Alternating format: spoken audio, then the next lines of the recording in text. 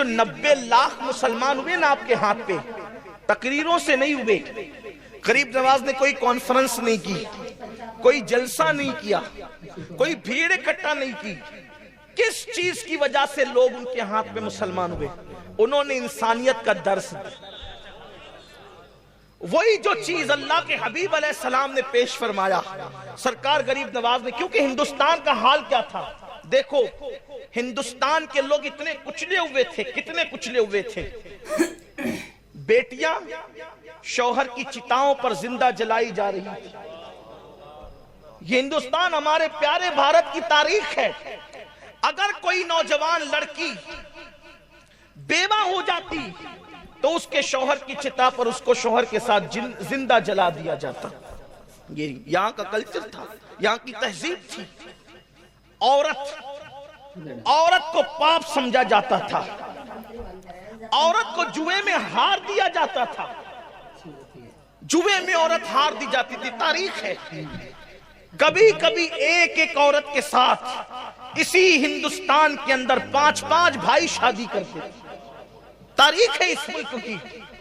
ہمارا بھارت بڑا عظیم ہے، بڑا مہان ہے بھارت، بڑا پیارا ہے بھارت. لیکن ملک ہمیشہ اچھا رہا ہے. کبھی لوگ اچھے نہیں رہتے، کبھی لوگوں کا انداز اچھا نہیں رہتا، کبھی لوگوں کا اخلاق اچھا نہیں رہتا. سرکار غریب نواز اس ماحول میں آئے کہ اللہ اکبر، لوگ پیشاب پیتے تھے اور گھی کے دیے پتھروں کے قریب جلاتے تھے. یہ حالت تھی. پینے کے لیے پیشاب ہے اور پتھروں کے لیے گھی ہے. حالانکہ ہونا تو یہ چاہیے تھا اس کے برعکس معاملہ ہوتا، لیکن انسان اتنا دور ہو چکا تھا انسانیت سے. تو سرکار غریب نواز نے کیا کیا؟ اس ہندوستان کی سرزمین پر وہی اپنے نانا کا مشن، وہی اپنے نانا کی فکر، وہی اپنے نانا کی تعلیم. کون سی تعلیم؟ کہ یہ نہ دیکھا کہ مسلمان ہے کہ کافر ہے. بھوکا آیا کھانا کھلایا، پیاسا آیا پانی پلایا، چاقو لے کر آیا اخلاق پیش کیا. سرکار غریب نواز نے کیا کیا؟ یہی تو کیا. آج اس سے ہم دور ہو گئے. غریب نواز کا نعرہ تو ہے، غریب نواز کا کردار ہمارے پاس نہیں ہے، غریب نواز کی محبتیں ہمارے پاس نہیں ہے. ایک مذہبی پنڈت جو ہے وہ آتا ہے اور غریب نواز سے کہتا ہے میں آپ سے مناظرہ کرنا چاہتا ہوں. آپ جانتے ہیں جب کوئی کسی سے مناظرے کے لیے آتا ہے تو انداز کتنا بدل جاتا ہے، تیور کتنے بدل جاتے ہیں. لیکن وارے علی کے بیٹے نبی کے لال تیری عظمتوں پہ قربان، آنے والا آ کے کہتا ہے کہ میں مناظرہ کرنا چاہتا ہوں آپ کے مذہب کے خلاف. آپ نے فرمایا آئے کہاں سے ہو؟ اس نے علاقے کا نام بتایا. فرمایا بہت دور سے آئے ہیں آپ، بہت تھکے ہوئے بھی ہوں گے، بہت بھوکے بھی ہوں گے، پہلے کھانا کھا کے آرام کر لو، باتیں تو ہوتی رہے گی. پہلے کھانا کھا کے آرام کر لو، باتیں تو ہوتی رہے گی. واللہ آخر ان باتوں میں کیا تاثیر تھی، وہ مناظرہ کرنا بھول گیا، ہاتھوں میں ہاتھ دے کر کے اسلام قبول کر لیتا. یہ سرکار غریب نواز رضی اللہ تعالیٰ کی زندگی ہے. آئیے ان کے اخلاق میں سے ان کی زندگی کا ایک باب پیش کر کے اپنی گفتگو کی طرف آنا چاہتا ہوں اور جلدی سے آنا چاہتا ہوں. اللہ ایک مرتبہ کا واقعہ ہے کہ ہندوستان میں اجمیر شریف جو شہر ہے اس کا بادشاہ پرتوی راج، جسے رائے پتورا بھی کہتے ہیں، اس کو بڑی تکلیف تھی. دیکھیے اہل حق سے، اہل اقتدار کو بہت تکلیف ہوتی ہے، کیونکہ ان کو پتا ہوتا ہے کہ جو کام تلواریں نہیں کر سکتی وہ اہل حق کا کردار کرتا ہے. بڑی تکلیف ہوتی ہے اقتدار والوں کو اہل حق سے، بہت تکلیف میں رہتے ہیں، بہت پریشان. یزید کو کیا تکلیف تھی امام حسین سے؟ یزید کے پاس اقتدار تھا، امام حسین کے پاس کردار تھا. اقتدار اس کے پاس تھا، کردار ان کے پاس تھا. سوچو قتل کر کے بھی عزت نہ کما سکا، لیکن کردار والا قتل ہو کر بھی اونچا رہا. لوگ کہتے ہیں حسین کا سر نیزے پہ ہے، ہم کہتے ہیں دیکھ تو صحیح، کاٹنے والا نیچے ہے، کٹوانے والا اوپر ہے. کردار ہمیشہ اوپر لے جاتا ہے. اقتدار اوپر لے جائے نہ لے جائے، کردار ہمیشہ اوپر لے جاتا ہے. اس لیے مسلمانوں نے کردار کی پرواہ کی ہے، اقتدار کی پرواہ نہیں کی ہے. ہم کردار کی تعلیم دیتے، اقتدار کی نہیں دیتے. دو بات عرض کر کے بات آگے بڑھے گی. پرتھوی راج کو بڑی تکلیف تھی، رائے پتورا کو ایک جوان کو بلایا اور وہ راجپوت بہادر جوان سے کہا، یہ فقیر نے ناک میں دم کر رکھا ہے، ہر دن کوئی نہ کوئی اس کے ہاتھ پر اسلام قبول کرتا ہے، اس کی تعلیم کو سنتا ہے، اس کے قریب ہو جاتا ہے. ایک کام کرو، اگر تم اس کو قتل کرنے میں کامیاب ہو گئے، اس کو قتل کرنے میں کامیاب ہو گئے، اپنی آدھی سلطنت تمہیں دے دوں گا، اپنی آدھی حکومت تمہیں دے دوں گا. آدھی حکومت کس کو نہیں چاہیے؟ چند پیسوں کے عوض لوگ کسی کو قتل کرتے ہیں. وہ تو آدھی حکومت تھی، آدھی حکومت. اور رائے پتورا کوئی چھوٹا موٹا آدمی نہیں تھا، اکھنڈ بھارت کا سمراٹ تھا، سمراٹ. ہندوستان کے راجے مہاراجے اس کے پاس آ کر کے باج گزاری کرتے تھے، اس کے پاس آ کر کے جو ہے وہ خراج پیش کرتے تھے، اور اس کے پاس جا کر کے جو ہے وہ خراجے وہ وصول کرتا تھا اور وہ لوگوں سے دولت وصول کرتا تھا. ہندوستان کی چھوٹی چھوٹی ریاستوں کے بادشاہ اس کے باج گزار تھے، اس کے ماتحت تھے، اس کے ہاتھ کے نیچے تھے. رائے پتورا نے کہا آدھی حکومت تمہاری اگر اس فقیر کو قتل کر دو. اس شخص نے خنجر کو زہر میں بجھایا، اور خنجر زہر میں بجھانے کے بعد اس نے کمر میں باندھا، اور کمر میں باندھنے کے بعد ہندوستان کا جو قدیم لباس ہے، پرانا لباس، وہ یہاں سے یوں آتا ہے کمر تک، اور پھر آ کر کے وہ پھیل جاتا ہے گھیر کی شکل میں. یہ مرد لوگ اس زمانے میں پہنتے تھے. اگر آپ نے پرانے دور کی تصویریں دیکھی ہوگی ہندوستانی تہذیب کی، گنگا جمنی تہذیب کی، وہ پرانی، تو آپ کو وہ کپڑے نظر آئیں گے. نیچے چستی ہوتی تھی، بہت تنگ پاجامہ، اور اوپر کی طرف وہ یہاں سے یوں آ کر کے گھیر میں. یعنی کمر میں اگر کوئی چیز، یہ بتا اس لیے رہا ہوں، یہی تو بات ہے. اگر کتاب میں جو لکھا ہے وہی میں آپ کے سامنے پڑھ کے سنا دوں تو پھر تقریر کہاں ہوگی؟ آپ کو میں کتاب ہی پیش کر دیتا کہ آپ پڑھ لو. کچھ ورق زراکس کر کے بانٹ دی جاتے کہ نہ اگتپوری والوں کو اتنے پیسے خرچہ کرنا پڑتے، اور نہ مجھے اتنی مشقت کے ساتھ، جب وہ کوئی مشقت میں تو آیا نہیں، لیکن اتنا لمبا سفر مجھے کرنا نہیں پڑتا، کیونکہ آپ پڑھ لیتے. بات یہ ہے کہ آپ کو سمجھنا ہے پس منظر کیا ہے واقعے کا، کیا انداز تھا. تو یہ جو لباس ہوتا تھا، اس میں کمر میں جو چیز بندی ہو یا چھپی ہو تو نظر نہیں آ سکتی تھی، کیونکہ وہ کمر سے گھیر ہو جاتا تھا، بڑا گھیر والا ہوتا تھا. غریب نواز کا بیان چل رہا تھا، خطاب، اور اس میں لوگ بیٹھے تھے، وہ بھی آ کر کے بیٹھ گیا. لوگ پریشان رہتے ہیں یار، آخر تقریروں میں بولا کیا جاتا ہے، تقریروں میں بولا کیا جاتا ہے کہ لوگ سنتے ہیں، پاگل لوگ بیٹھے رہتے ہیں. لوگوں کو چاہیے کہ آپ آکے سنیں تو ہم بولتے کیا ہیں. 1400 سال سے لوگوں کو یہی غلط فہمی ہے کہ مسلمانوں کی محفل میں بولا کیا جاتا ہے. آپ آکے سنیں تو کیا بولا جاتا ہے؟ یہی بولا جاتا ہے جو بول رہا ہوں کہ انسان کی قدر کرو. اور جہاں غلط باتیں سکھائی جاتی ہے وہاں جلسے روڈ پہ نہیں ہوتے، وہاں کان کان میں باتیں ہوتی ہے. اور ہمارے یہاں جلسے کان کان میں نہیں ہوتے، ہمارے یہاں جلسے میدان میں ہوتے ہیں، کیونکہ ہمیشہ حق بات میدان میں کہی جاتی ہے. جس بات میں جھول ہوگا وہ چھپائی جاتی ہے. ہمارے مذہب کی کوئی بات چھپی ہوئی نہیں ہے. اذان سے لے کے نماز تک، نماز سے لے کے کردار تک، ساری باتیں ہمارے یہاں چھپی ہوئی ہیں. سرکار غریب نواز ایک درخت کے نیچے بیٹھ کر کے بیان کر رہے ہیں، خطاب فرما رہے ہیں. اور کتنی تاثیر ہوگی نا اس زبان میں، جس زبان نے کبھی جھوٹ نہیں بولا. اس زبان میں کتنی تاثیر ہوگی جس نے کبھی حرام لقمہ نہیں کھایا.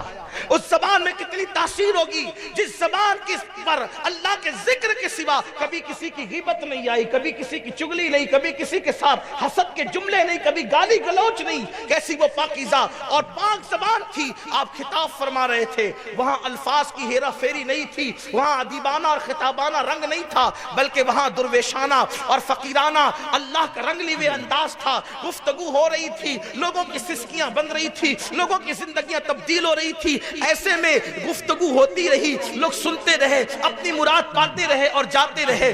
جب محفل ختم ہو گئی، لوگ مل مل کر کے جانے لگے، تو سرکار غریب نواز نے اس شخص سے جو کمر میں خنجر چھپا کر کے آیا تھا، آپ نے اس کی طرف سے رخ پھیر کر دوسروں کی طرف مخاطب ہو کے کہا کہ بھئی جو جس مقصد کے لیے آیا تھا سب کا مقصد پورا ہو گیا.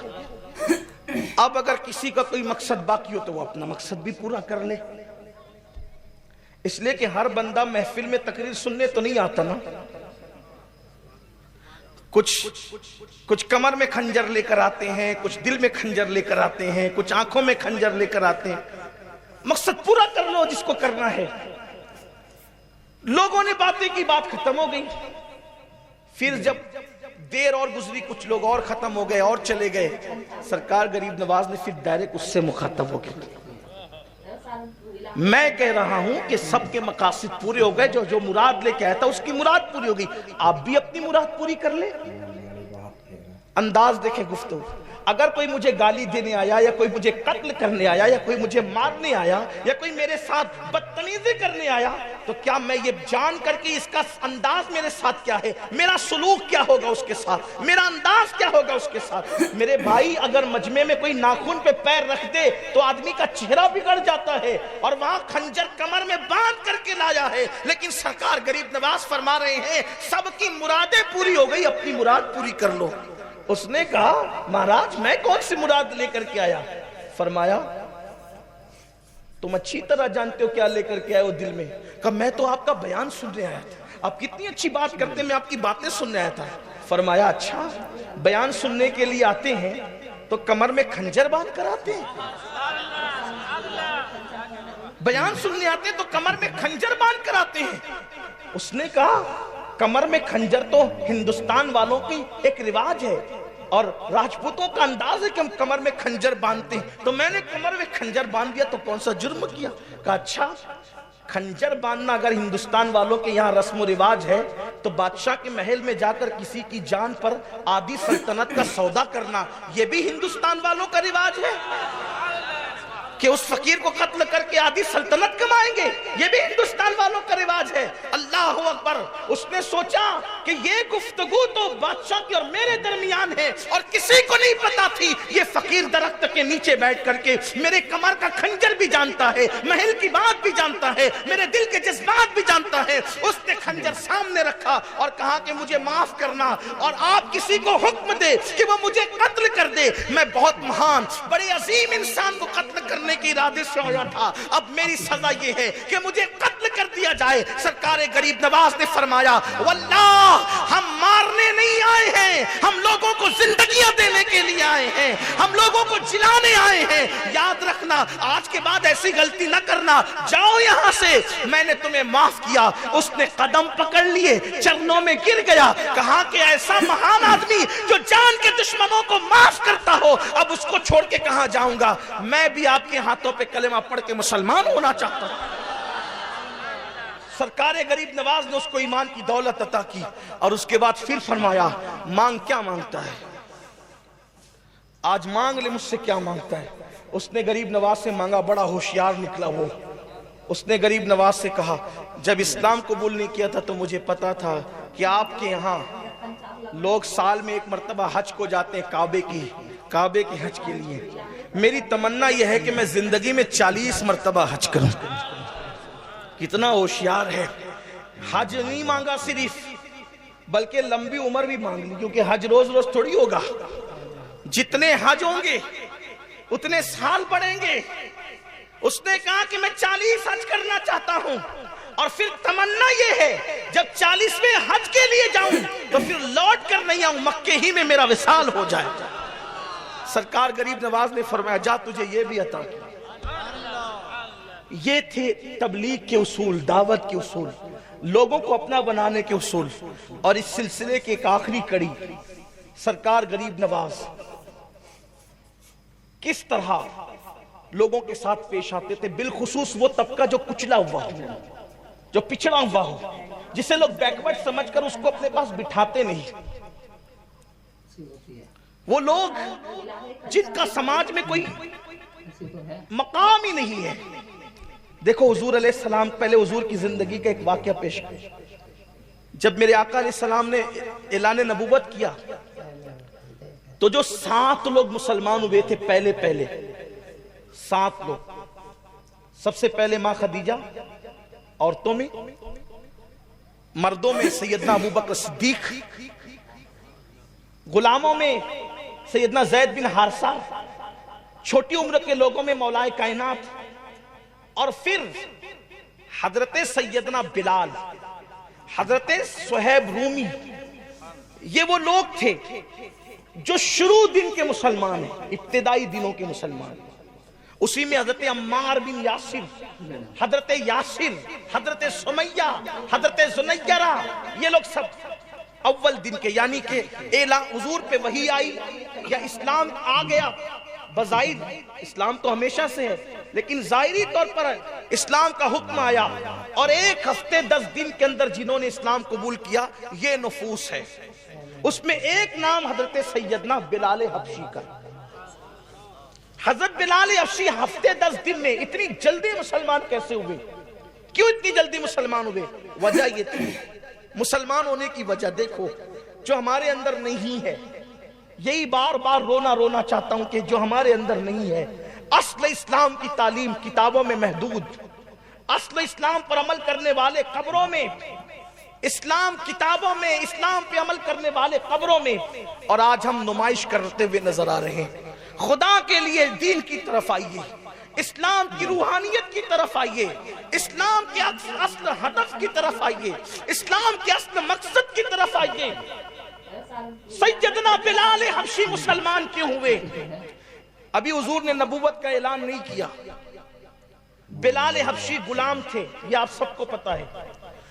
ان کا مالک ان سے رات دن کام لیتا تھا.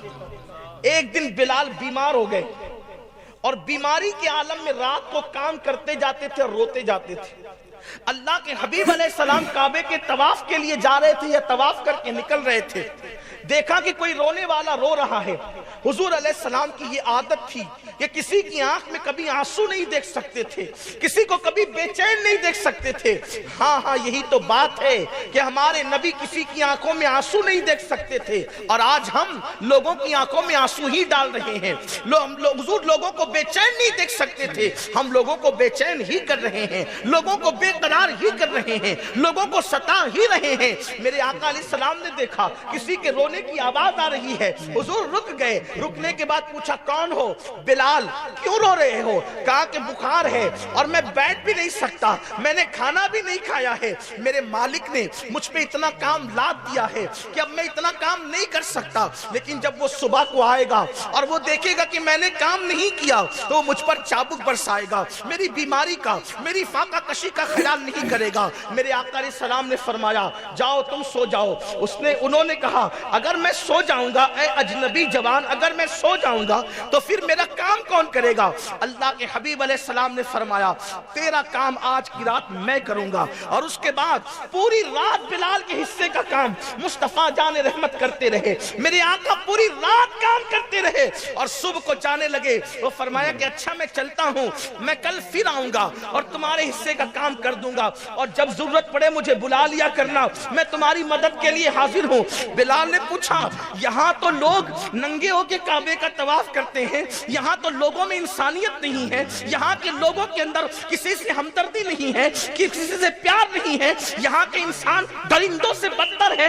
اس تاریکی کے اندر آخر یہ آفتاب کہاں سے, یہ مہتاب کہاں سے, کون ہے آپ کا نام کیا ہے؟ میرے آقا نے فرمایا مجھے کو محمد ابن عبداللہ کہتے ہیں, میں بنو ہاشم سے ہوں, جب ضرورت پڑے مجھے بلا لیا کرنا. اللہ اکبر. اب کب جب بلال کو ضرورت پڑتی بلال یاد کر لیتے اور آقا ان کی مدد فرما دیتے. لیکن ایک دن کسی نے بلال سے کہا بلال پتہ ہے مکے میں کیا ہنگامہ ہوا؟ بلال نے پوچھا کیا ہنگامہ ہوا؟ کہا ایک بندہ کہتا ہے کہ وہ اللہ کا رسول ہے. کہا کہتا کون ہے؟ تو کہا کہ وہ محمد نام کے. بلال نے کہا واللہ جو غلاموں کے ساتھ اتنا اچھا سلوک کرتا ہو وہ کبھی اللہ کے معاملے میں جھوٹ نہیں بول سکتا. بلال کلمہ پڑھ کے مسلمان ہو گئے.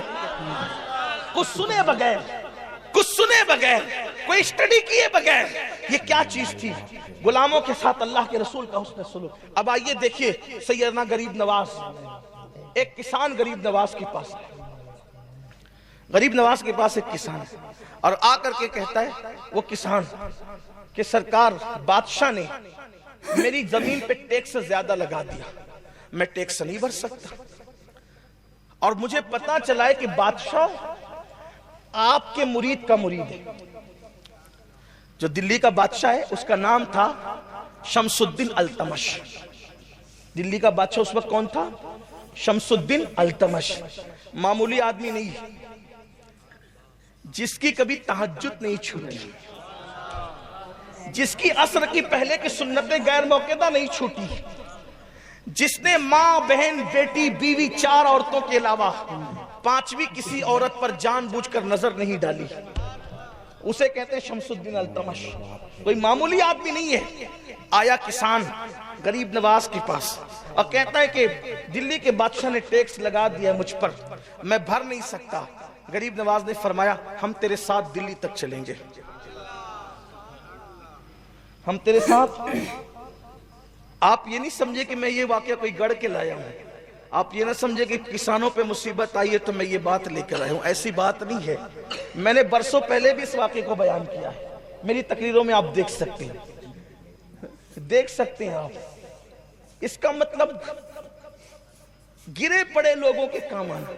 ہمارے پاس کوئی آتا ہے نا، جیسے مثال کے طور پہ میرے پاس کوئی آ جائے، اس لیے کہ سب سے گرے پڑے تو اپنی ہے نگاہ، برے تو سب سے اپنے ہی ہے. کوئی آگے یہ مسئلہ ہے ہمارا، اللہ آپ کا مسئلہ حل کر دے. ارے اللہ مسئلہ حل کر دے، وہ تو یہ مسجد میں بیٹھ کے بھی کر سکتا تھا. اللہ میرا مسئلہ حل کر دے، آپ کے پاس کیوں آیا؟ اور کچھ زیادہ جتن کریں، کوئی تعویذ دے دیں، اللہ مسئلہ حل کر دے. میرے عزیز، صرف دعا اور تعویذ سے مسئلے حل نہیں ہوتے. ہمارے نبی کسی کے مسئلے کے لیے کسی کے ساتھ کسی کے گھر تک گئے تھے. ہمارے اولیاء کسی کے مسئلے کو حل کرنے کے لیے اجمیر مقدس سے دلی تک کا سفر کر رہے تھے. ہم بھی اپنے سورسز کا استعمال کر کے کسی کی مدد کر سکتے ہیں، لیکن کوئی مسئلہ لے کر کے آئے تو ہمارے پاس ٹائم ہی نہیں ہے. ٹائم ہے ہمارے پاس، لیکن ٹائم کس لیے؟ واٹس ایپ کے لیے ہے، فیس بک کے لیے ہے، غیبتوں کے لیے، چگلیوں کے لیے، نفرتوں کے لیے ہے، عداوتوں کے لیے ہے، فتنوں کے لیے ہے. اچھائی کے لیے ہمارے پاس ٹائم نہیں ہے. اور یاد رکھنا، اچھائی اچھائی ہے، برائی برائی ہے. اچھی طرح یاد رکھنا، اچھائی تمہاری نسلوں کو بھی اچھا بنا سکتی ہے، اور اس کی برکتیں تمہاری نسلوں تک باقی رہے گی، اور برائی جو ہے تمہاری نسلوں تک اس کی نحوست کو پہنچا سکتی ہے. اس لیے یاد رکھنا، اللہ نے اچھے کام کے لیے بھیجا ہے، اچھے کر سکتے ہو تو کرتے رہو. سرکار غریب نواز کے پاس کسان آتا ہے اور آ کر کے کہتے ہیں سرکار یہ مشکل آن پڑی ہے. غریب نواز نے بادشاہ کوئی خط نہیں لکھا، بابا کتب کو کوئی خط نہیں لکھا، اور فرمایا کہ چلو چلتے ہیں. ساتھ لے کر کے دلی پہنچے. جب دلی پہنچے تو دلی پہنچنے کے بعد اطلاع ملی کہ غریب نواز آ رہے ہیں. وقت کا دلی کا بادشاہ بابا کتب کو ساتھ لے کر کے استقبال کے لیے آیا، قدموں پہ سر رکھا. سرکار قطب الدین بختیار کاکی نے کہا حضور بغیر اطلاع کے تشریف لائے. فرمایا بابا کتب ایک کام تھا ہمارا ایک کام تھا وہ لے کر آئے. حضور آپ کا کیا کام تھا؟ کہ یہ کسان ہے ہمارے شہر کا رہنے والا، اجمیر شہر کا رہنے والا، یہ اس پر لگان بادشاہ کے کارندوں نے زیادہ ڈال دیا ہے اور یہ بھرنے کی طاقت نہیں رکھتا، تو میں چاہتا ہوں کہ اس میں کمی کر دی جائے. بابا کتب نے بادشاہ کی طرف دیکھا.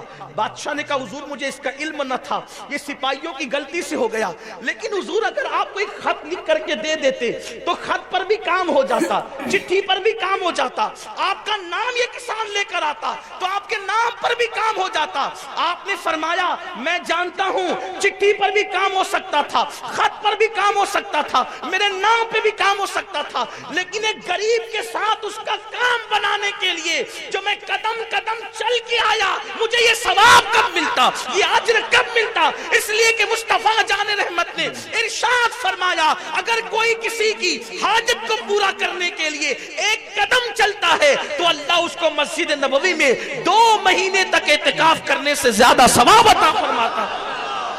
مجھے یہ اجر کب ملتا؟ یہ تھی اپنے بزرگوں کی فکر.